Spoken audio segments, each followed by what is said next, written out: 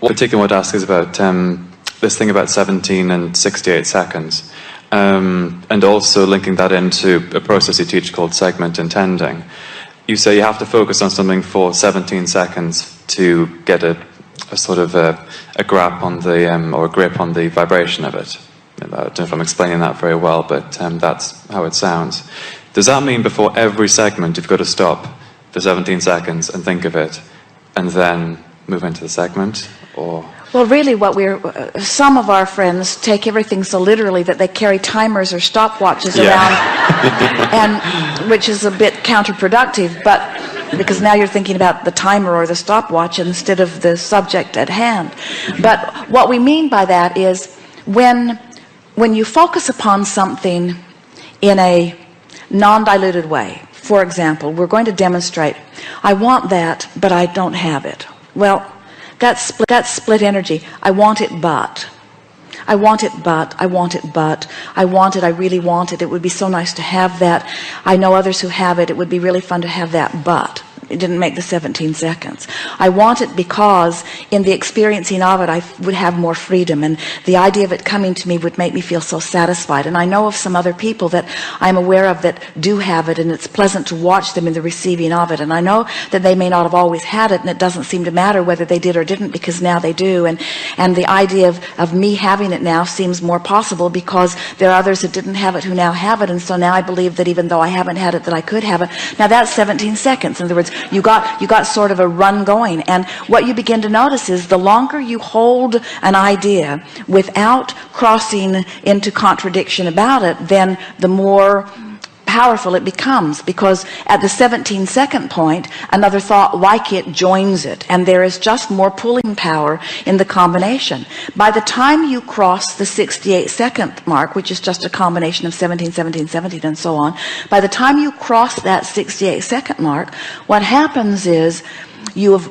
amassed enough vibrational pull, so to speak, that law of attraction kicks into overdrive. And the probability of something meaningful showing itself to you now is much greater. So the way segment intending fits into all of this, segment intending means identifying that I've moved into a new segment, which simply means my intentions are changing slightly. When we had segment of refreshment, it was our desire that you go refresh yourself. Segment of lunch, it was our desire that you go and eat something. This segment is about this interface. When the telephone rings, it's a new segment. When there are a room full of a few hundred people and one new person walks into the room, from our vantage point, the segment is just shifted because one different energy addition has changed the whole mix, you see. So when you realize that, if you first recognize that you have entered a new segment, and then you stop to identify, what do I most want from this segment? And if your first statement is, I want alignment with who I am, which means I want to view this segment through the eyes of Source, that one intention would serve you ever so well. When you get into your vehicle, your intention is to move comfortably and safely from one place to another, or your intention might be to see something wonderful that you have not seen before, or it might be to have a conversation with someone who's riding with you and to extract something from them, or to co-create something together. It's just so helpful to identify your segments and to intend what you most want from them, rather than doing as most people do, which is creating by default. They just blunder into segments, observe what's there, and get a mixed bag of vibration. Where segment intending is queuing yourself up for alignment, and it makes for a more brilliant, vivid, good feeling, fast moving, high flying life, you see. Because I did have I did what you could call using a small notebook, and I would sort of scribble things down, and the pattern basically that I established was, I'd intend something, it wouldn't happen, I'd get annoyed. I'd intend something, wouldn't happen, I'd get annoyed. I'd intend something, it wouldn't happen, I'd get annoyed, and and that's how it would go. Well, here's the thing that we really want you to hear. When you write it in your notebook as an intention, and then you take score too soon, one of the wonderful things about this environment in which you live is that you have this buffer of time. We've been talking about this all day here today, about throwing things into vibrational escrow, and then, but you have to be a vibrational match to them. Saying it just doesn't make it so. Saying it doesn't make it so. Saying it and hoping it makes it closer to a probability. Saying it and believing makes it begin to show up in small ways. Saying it and knowing it makes it a sure thing and makes it come now.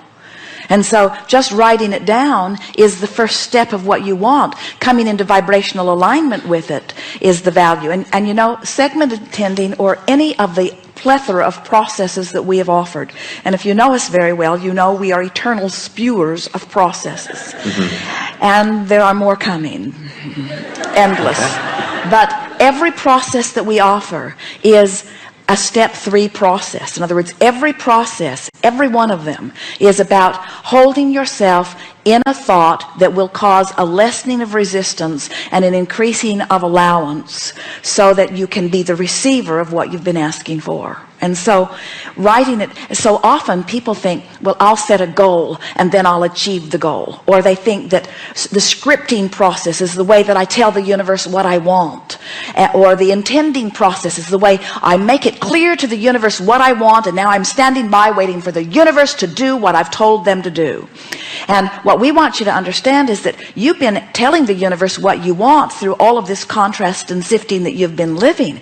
And that process of segment intending is not the process whereby you instruct the universe or demand it or ask for it. That intending process is the process whereby you bring yourself a little closer to vibrational alignment with it.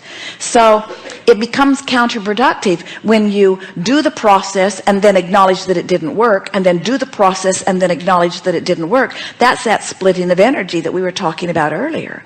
What you want to do is write it down and then say, I'll watch for the evidence of it. And I understand that there is a buffer of time, and I can feel this tug in me that I've intended it, but I am doubting it a bit. I can feel the doubt within me. And so until this doubt subsides, my intention cannot be realized. So now you have a new intention. Now your intention is beyond just what you wrote down that you intended. Now your intention has evolved to say, now my intention is to relieve this doubt.